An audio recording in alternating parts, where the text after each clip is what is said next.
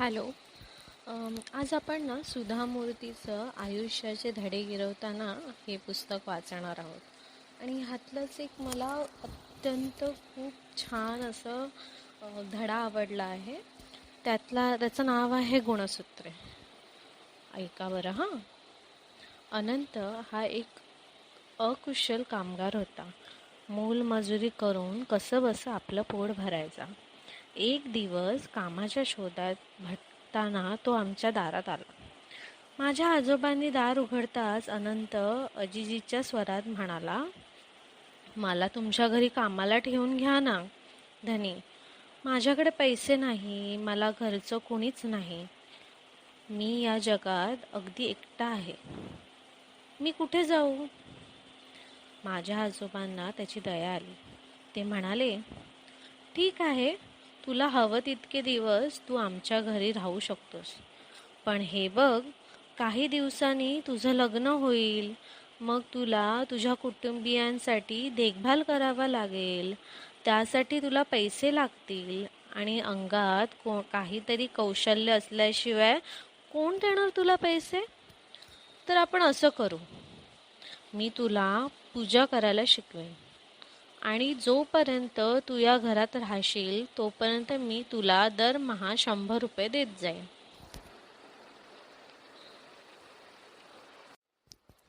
अनंतला ते ऐकून आश्चर्याचा धक्का बसला. आपल्याला मोफत राहायला मिळणार आणि आपण एखादं काम शिकल्यामुळे आपल्याला वर पैसे सुद्धा मिळणार, अशी त्यानं कधीच अपेक्षा केली नव्हती. बघता बघता अनंत आमच्या घरातला एक होऊन गेला. तो समजून उमजून घरातील कामं आपणहून करू लागला. घरातल्या कुणाचं त्याच्या वाचून पानही हलेनाचं झालं. माझी आजी त्याला हाक म्हणून म्हणायची, अनंत, जा बघू बाजारातून भाजी घेऊन ये. मग माझे मामा त्याला सांगायचे, अनंत, पोस्टात जाऊन माझ्यासाठी थोडी पोस्टकार्ड घेऊन ये आणि हो, येताना वर्तमानपत्र सुद्धा आणायला विसरू नकोस हो. मग तिकडून मावशी हाक मारायची आणि म्हणायची, अनंत, जरा बागेतून माझ्यासाठी फुलं तोडून आण ना, मला देवासाठी हार करायचा आहे. अनंत कधीही कामासाठी बाहेर पडला की मी पण त्याच्यासोबत जायची. अनंत त्याच्या तोंडून कधी तक्रार मी ऐकली नाही. तो सगळ्यांची सगळी कामं अगदी हसतमुख पार पाडायचा. माझे आजोबा रोज सकाळी उठून पूजाला बसले की त्यांच्यासोबत बसून एक चित्तानं सर्व काही शिकून घ्यायचा. एक दिवस माझ्या आजीने आजीची सोन्याची बांगडी हरवली. तिला तिच्या वडिलांकडून लग्नात मिळालेली होती.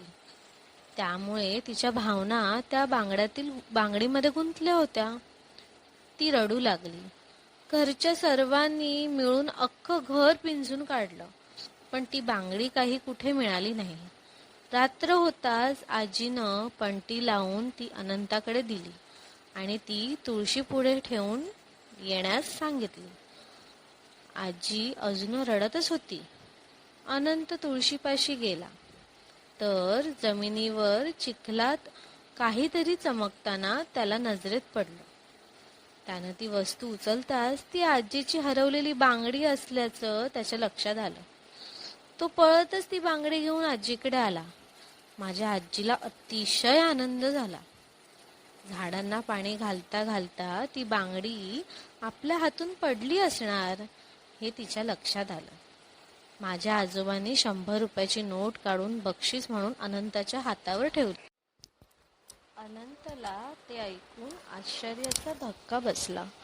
आपल्याला मोफत राहायला मिळणार आणि आपण एखादं काम शिकल्यामुळे आपल्याला वर पैसे सुद्धा मिळणार, अशी त्यानं कधीच अपेक्षा केली नव्हती. बघता बघता अनंत आमच्या घरातला एक होऊन गेला. तो समजून उमजून घरातील कामं आपणहून करू लागला. घरातल्या कुणाचं त्याच्या वाचून पानही हलेनाचं झालं. माझी आजी त्याला हाक म्हणून म्हणायची, अनंत, जा बघू बाजारातून भाजी घेऊन ये. मग माझे मामा त्याला सांगायचे, अनंत, पोस्टात जाऊन माझ्यासाठी थोडी पोस्टकार्ड घेऊन ये, आणि हो, येताना वर्तमानपत्र सुद्धा आणायला विसरू नकोस हो. मग तिकडून मावशी हाक मारायची आणि म्हणायची, अनंत, जरा बागेतून माझ्यासाठी फुलं तोडून आण ना, मला देवासाठी हार करायचा आहे. अनंत कधीही कामासाठी बाहेर पडला की मी पण त्याच्यासोबत जायची. अनंत त्याच्या तोंडून कधी तक्रार मी ऐकली नाही. तो सगळ्यांची सगळी कामं अगदी हसतमुख पार पाडायचा. माझे आजोबा रोज सकाळी उठून पूजाला बसले की त्यांच्यासोबत बसून एक चित्तानं सर्व काही शिकून घ्यायचा. एक दिवस माझ्या आजीने आजीची सोन्याची बांगडी हरवली. तिला तिच्या वडिलांकडून लग्नात मिळालेली होती. त्यामुळे तिच्या भावना त्या बांगडीमध्ये गुंतल्या होत्या. ती रडू लागली. घरच्या सर्वांनी मिळून अख्खं घर पिंजून काढलं, पण ती बांगडी काही कुठे मिळाली नाही.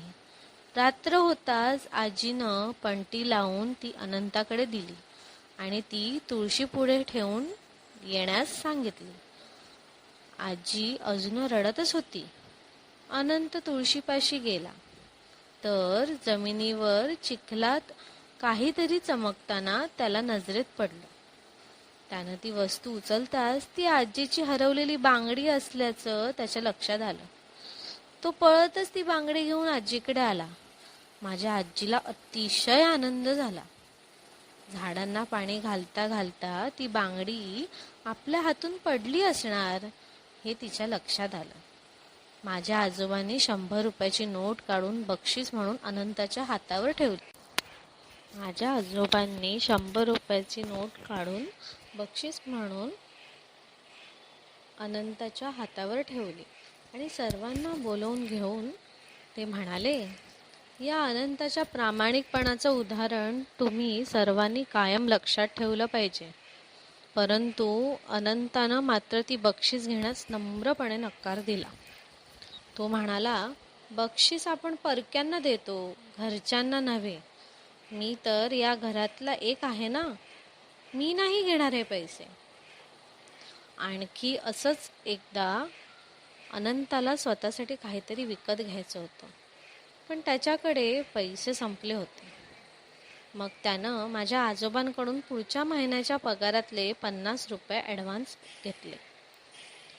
पुढच्या महिन्याच्या सुरुवातीला आजोबांनी नेहमीप्रमाणे पगाराचे 100 रुपये त्याच्या हाती ठेवले. 50 रुपये कापून घ्यायचं ते पूर्णपणे विसरले. पण अनंतानं त्यांना आठवण करून दिली, आजोबा, त्यातले 50 रुपये तुम्ही काढून घ्या, कारण तुम्ही ते मला ॲडव्हान्स म्हणून दिले होते. अनंताच्या त्या प्रामाणिकपणाबद्दल माझ्या आजोबांना त्याचा अभिमान वाटला आणि त्यांनी त्याला शाबासकी दिली. नंतर माझ्या आजोबांनी का किस्सा सर्व कुटुंबियांना सांगितला.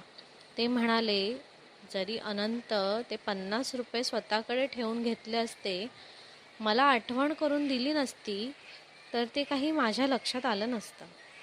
त्याचा 50 रुपयाचा फायदा झाला असता. अनंताला खरं तर पैशाची गरज आहे, पण प्रामाणिकपणा आणि एकनिष्ठता या गुणांना तो जास्त महत्त्व देतो. त्यामुळे ज्या पैशावर त्याचा अधिकार नाही असे पैसे तो कधीच घेणार नाही. काही वर्षानंतर अनंत शेजारच्या गावातल्या एका मुलीशी लग्न झालं. तिचे वडील त्या गावाचे मुख्य पुजारी होते. अनंत आता उत्तम प्रकारे पुरोहितरित्या करू लागला होता. त्यामुळे त्यांना आपल्या पत्नीच्या गावातच मुक्काम करून मुख्य देवळाची व्यवस्था पाहण्यात आपल्या संसाराचा हातभार लावायचं ठरवलं. अनंत जेव्हा आमचं घर सोडून निघाला तेव्हा आमच्या सगळ्यांच्या डोळ्यात पाणी आलं. जणू काही घरातील लाडकी मुलगी लग्न करून सासरी निघावी असं आम्हा सर्वांना वाटत होतं. अनंत गेल्यानंतरही माझ्या आजोबांना त्याची सारखी आठवण यायची. आम्ही सगळे त्याच्याविषयी बोलायचो. पुढे आम्ही सगळी मुलं मोठी होऊन मोठाल्या शहरात स्थायिक झालो. बराच काळ लोटला. सगळं बदललं. अनंत पण आता भूतकाळात गेला. अधूनमधून आम्ही त्याची आठवण काढायचो. नंतर आमच्या गावात आमचे आजी आजोबाही राहिले नाहीत आणि आमचं ते पूर्वापार चालत आलेलं घरही राहिलं नाही. अशी बरीच वर्षे गेली. एक दिवस अचानक एक व्यक्ती ऑफिसात मुद्दाम मला भेटायला आला. तो अनंत होता. गावात त्याच्याबरोबर केलेली भटकंती मला आठवली. त्यातून कितीतरी नवीन गोष्टी मला शिकायला मिळाल्या. ते दिवस किती साधे होते, पण ते क्षण किती अविस्मरणीय होते. मी उठून त्याच्यापाशी जाऊन आदरानं त्याला वाकून नमस्कार केला. तो एकदम अवघडून गेला, पण मी त्याला बसायला सांगितलं. त्याचा संकोच जावा म्हणून मनमोकळेपणाने त्याच्याशी बोलले. त्यानं येताना एक तरुण मुलाला आपल्यासोबत आणलं होतं. हळूहळू अनंतानं बोलायला सुरुवात केली. तुमचे काका कसे आहेत आणि तुमचा भाऊ कसा आहे? मी कित्येक दिवसात तुम्हाला भेटलो नाही, पण तसा फार काही बदल झालेला नाही. नंतर त्यानं मला माझ्या घरच्या प्रत्येकाची चौकशी केली आणि मीही त्याला सर्वांच्या तपशीलवार माहिती दिली. अखेर अनंतानं आपल्या शेजारी बसलेल्या एक तरुण मुलाची माझ्याशी ओळख करून दिली. हा हरी, माझा नातू. मला एक मुलगी आहे, तिचाच हा मुलगा. हरी आपल्या गावातच शिकला. नंतर तो शेजारच्या गावातल्या कॉलेजात शिकायला होता. आत्ताच त्याने एक परीक्षा दिली आहे. काय बरं नाव त्या परीक्षेचं? असं म्हणत त्याने शेजारी बसलेल्या तरुणाकडे वळून बघितलं. त्याला विचारलं, तू कुठली परीक्षा दिलीस रे? मी नावच विसरलो. त्यावर तो मुलगा अभिमानाने म्हणाला, IIT. त्याच्या चेहऱ्यावर आत्मविश्वास स्पष्ट दिसत होता. अनंत पुढे म्हणाला, त्याला चेन्नईला प्रवेश मिळाला आहे. माझ्या जावयाला काही त्याच्या शिक्षणाचा खर्च परवडण्यासारखा नाही, त्यामुळे त्यानं बँकेकडून कर्ज घेतलं आहे. हरी म्हणतो, IIT हे आपल्या देशात अत्यंत नावाजलेलं कॉलेज आहे. खरं सांगू का, मला त्यातलं काही कळत नाही, पण हा तिथेच शिकायचा असा हट्ट करून बसला आहे. तुम्ही याची काही मदत करू शकाल का? खरं सांगू का, मला त्यातलं काही कळत नाही, पण हा तिथे शिकायला जायचा हट्ट धरून बसला आहे. तुम्ही याची काही मदत करू शकाल का? त्यावर मी म्हणाले, असं पहा, आमच्या फाउंडेशनकडून मी याला मदत करू शकणार नाही. कारण मी तुम्हाला ओळखते आणि इथे आमचा असा नियम आहे की आम्ही ओळखीतल्या माणसांना काही मदत करत नाही. आम्ही फाउंडेशनतर्फे केवळ अशाच व्यक्तींना मदत करतो जे निराधार आहेत, ज्यांना मदत करणारं कोणीच नाही. पण मी माझ्या स्वतःच्या पैशामधून तुम्हाला नक्कीच मदत करेल. माझे शब्द ऐकून हरीने सुटकेचा निश्वास सोडला. तर आनंदानं त्याचा चेहरा उजळून निघाला. मी मनात विचार करत होते, हा तरुण मुलगा IIT जाणार आहे. शिक्षण संपल्यावर त्याला नक्कीच उत्तम पगाराची नोकरी लागेल आणि तो भरपूर पैसा मिळवेल. मग ह्याला शिष्यवृत्तीची कशाला द्यायची? त्यापेक्षा त्याला कर्जाऊ पैसे द्यावे. मी हरीची मार्क्स लिस्ट पाहायला मागितली. त्याला उत्तम गुण होते आणि कम्प्युटर सायन्सला प्रवेश मिळाला होता. हे पाहून मला आनंद झाला. मी हरीला विचारलं, तुला किती पैसे कमी पडत आहेत? त्यावर तो म्हणाला, मी शिष्यवृत्तीला अर्ज केलाच आहे, शिवाय बँकेचं कर्जसुद्धा काढणार आहे. तरीसुद्धा मला दरवर्षी 50,000 रुपये खर्च येईल. त्यावर मी म्हणाले, ठीक आहे, मी तुला आता 2 लाख रुपयाचं कर्ज देते. तू तुझ्या शिक्षणासाठी त्याचा वापर कर. पण एक गोष्ट प्लीज लक्षात ठेव, ही रक्कम मी तुला बक्षीस म्हणून नाही तर कर्जाऊ देत आहे. पण अर्थात हे बिनाव्याजी कर्ज आहे. तुला हे परत करायला जेव्हा कधी परवडेल तेव्हा तू ते परत कर. अगदी एकरकमी परत न करता दरमहा थोडी थोडी रक्कम फेडलीस तरीही हरकत नाही.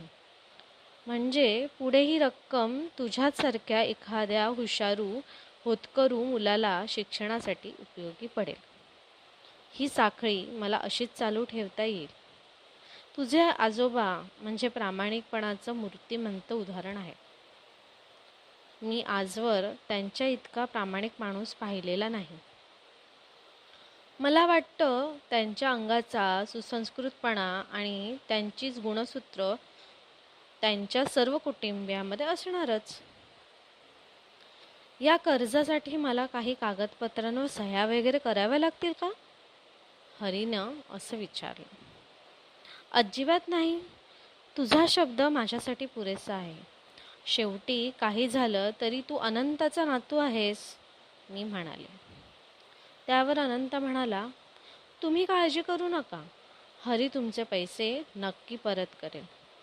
त्याला कर्जाची रक्कम दिली मी आणि नंतर तो प्रसंग विसरूनही गेले. त्यानंतर कित्येक वर्षांनी मी एकदा चेन्नईहून बेंगळूरला चालले होते. माझी फ्लाईट लेट झाली होती आणि मी विमानतळावरच थांबले होते. जवळच एक रुबाबदार कपड्यातला तरुण त्याच फ्लाईटसाठी थांबला होता. तो काही जर्नल्स वाचण्यासाठी मग्न होता. त्यानं त्याचा लॅपटॉप चार्ज करत लावला होता. त्याचा चेहरा मला खूप ओळखीचा वाटला. जरा वेळानं त्यानं लॅपटॉपवर काम सुरू केलं. आमच्या फ्लाईट जरा वेळानं घोषणा झाली. तो उठून बिझनेस क्लासकडे गेला. मी मनात सारखा विचार करत होते की आपण ह्याला कुठं बरं पाहिलं आहे. त्याच दिवशी संध्याकाळी आमच्या कॉलेजात, म्हणजेच मी ज्या कॉलेजात पूर्वी शिकत असे त्या कॉलेजात एक व्याख्यानमाला आयोजित करण्यात आली होती. त्याला मी गेले होते. मला पोहोचायला थोडा उशीर झाल्यामुळे मी शेवटच्या रांगेत बसले. तरुण मुलांना प्रेरणास्रोत ठरावे असे सर्व व्याख्यानाचे विषय होते. त्यातील एक वक्ता म्हणजे सकाळी मला विमानतळाला दिसलेला तो रुबाबदार तरुण होता. त्याचं व्याख्यानही फार सुंदर झालं. तो आपल्या भाषणात म्हणाला, माझा जन्म एका छोट्याशा खेड्यात झाला. मी तिथेच लहानपणाचा मोठा झालो. माझ्या लहानपणाची घराची परिस्थिती हलाखीची होती. आमच्याकडे कधीच पैसे नसायचे. पण मी IITचं शिक्षण घेतलं. माझं आयुष्य मी स्वतः घडवलं आणि अथक प्रयत्नांनी आज इथवर पोचलो आहे. मी माझ्या स्वतःच्या अनुभवातून तुम्हाला असं सांगू इच्छितो की आपल्याला पाहिजे ते आयुष्य आपण स्वतः घडवू शकतो. पण तुमच्या स्वतःच्या जगण्याची प्रेरणा तर तुम्ही स्वतः बनवाल तर तुम्हाला जे काही पाहिजे ते तुम्ही आयुष्यात संपादन करू शकता. अचानक माझ्या डोक्यात प्रकाश पडला. तो अनंताचा नातू हरी होता. मग मी माझ्या शेजारी बसलेल्या एका सहकाऱ्याला विचारलं, हे वक्ते कोण आहेत? आपल्या कॉलेजानं त्यांना इथे का बोलवलं आहे? त्यावर तो सहकारी म्हणाला, अहो, हा माणूस केवळ 28 वर्षाचा आहे. एका हेज फंडमध्ये त्यानं भरपूर पैसा कमवला. असं म्हणतात की तो खूप गरिबीतून वर आला आहे. पण आर्थिक गुंतवणुकीच्या क्षेत्रात त्याचा हात कुणीच धरू शकत नाही. इतका तो उस्ताद आहे. आपल्या कॉलेजात विद्यार्थ्यांपुढे त्याच्यासारखे आदर्श असावा. म्हणून आज कॉलेजानं मुद्दाम त्याला इथे भाषणासाठी बोलवलेलं आहे. त्याचं भाषण सुरूच होतं. मीही ते अगदी लक्षपूर्वक ऐकत होते. इतक्यात मला माझ्या ऑफिसातून फोन आल्यामुळे मला तातडीनं परत जावं लागलं. त्यामुळे त्याच्या भाषणानंतरच्या प्रश्नोत्तराच्या कार्यक्रमाला मी थांबू शकले नाही. दुसऱ्या दिवशी सकाळी कसंही करून त्याच्याशी संपर्क साधायचा असा मी विचार ठरवला. त्याच्या ऑफिसचा फोन नंबर इंटरनेटवर सहज मिळाला. मी त्याच्या ऑफिसात फोन केल्यावर त्याच्या पर्सनल असिस्टंट फोन उचलला. मी तुमच्यासाठी काही करू शकते? ती म्हणाली. मी तिला माझं नाव सांगितलं आणि मला हरीशी बोलायचे आहे असंही सांगितलं.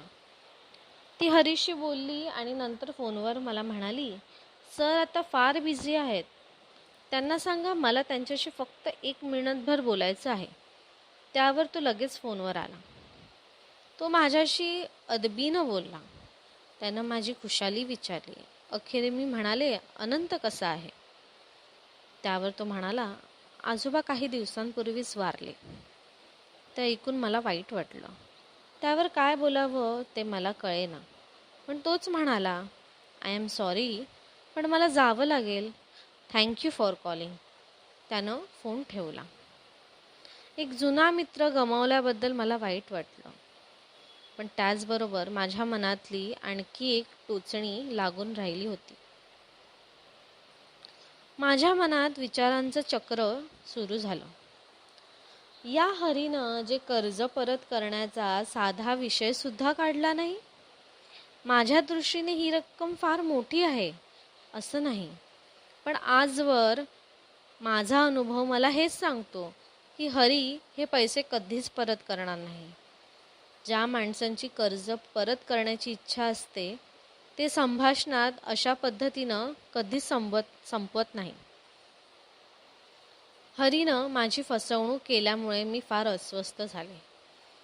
आपल्याला कोणीतरी जेव्हा असं फसवतं तेव्हा आपले पैसे गेले याचं जेवढं दुःख होतं त्यापेक्षा कितीतरी जास्त दुःख कोणीतरी आपल्या इतक्या सहजासहजी फसवलं, आपण मूर्ख ठरलो याचं होतं. त्यामुळे खरं तर आपल्या अहंकाराला फार मोठा धक्का बसतो. मी सुद्धा या गोष्टीला अपवाद नाही. मला खरं तर असा एक अभिमान होता की मला मनुष्य स्वभावासाठी चांगली पारख आहे. मी आज इतकी वर्षे सार्वजनिक क्षेत्रात काम करत असल्यामुळे समोर आलेला माणूस कसा वागू शकेल हे त्याचा नुसता चेहरा पाहून मला कळलं. असं वाटायचं, पण मग कधीतरी मलाही असा फसवणुकीचा अनुभव येतोच. थोड्या वेळानं मीही शांत झाले. आपण अजूनही विद्यार्थीच आहोत. मनुष्य स्वभावाविषयी आपल्याला अजून बरंच काही शिकायचं आहे अशी ही मनाची समजून घालून मी बसले. माझ्या परिस्थितीत असलेल्या दुसऱ्या कोणीही तेच केलं असतं. हरीवर विश्वास टाकून त्याला मदत केली असती हे मला माहिती होतं. अनंत अत्यंत प्रामाणिक होता. त्याच्या सचोटीला तर काही तोडच नव्हता आणि म्हणूनच अनंतावर आणि पर्यायात त्याचा नातू हरी त्याच्यावर मी विश्वास ठेवला. पण अखेर मी एक शिक्षक, एक आई आणि एक स्त्री आहे. त्यामुळे लोकांनी न विचारताच त्यांना उपदेशाचे डोस पाजण्याची सवय मला आहे. त्यामुळे आता सरळ या हरीला फोन करून त्याला 4 शब्द सुनवायचे या हेतूनं मी फोन उचलला. नशिबानं यावेळी त्यानं स्वतःच फोन उचलला. मी शांतपणे म्हणाले, हरी, मला तुम्हाला एक गोष्टीची आठवण करून द्यायची आहे. अनंतानं आपली तत्त्व आणि जीवनमूल्ये तुम्हालाही शिकवली असतीलच याची मला कल्पना आहे. तर तुम्हाला अशी आठवण करून द्यायची होती की तुम्ही अजून ते 2 लाख रुपयाचं कर्ज परत केलेलं नाही.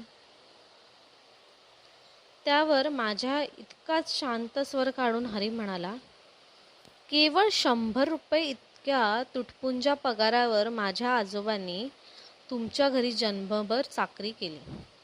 तुमच्या घरातल्या प्रत्येक सदस्यांच्या हाताखाली ते राबले. खरं तर ही शुद्ध पिळवणूक होती. तुम्हीच आमच्या कुटुंबाला त्याबद्दल आणखी पैसे द्यायला हवे.